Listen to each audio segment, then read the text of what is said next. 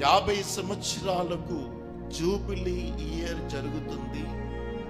హితవత్సరం యేసు ప్రభువారు ఆయన సమాజ మందిరములో నిలువబడి యెషయా గ్రంథాన్ని ఆయన చదివాడు. ఈ లేఖనం మీ విడికిడిలో నెరవేర్చబడింది అంటాడు. ఆయన హితవత్సరాన్ని ప్రకటించాడు. ఆయన జూబిలీ ఇయర్ని ఆయన ప్రకటించినట్లుగా మనం చూస్తాం. ఎందుకు అంటే రుణములు క్షమించబడతాయి. విడిపోయిన కుటుంబములు మరలా తిరిగి ఆ రోజున కలుసుకుంటారు. దేవుడు మానవులను క్షమించటానికి ఈ లోకానికి వచ్చాడు అన్న విషయాన్ని ఆయన తెలియచేసినట్లుగా మనము చూస్తూ ఉన్నాం. అందుకని ఈ రోజున hour hope is in the lord.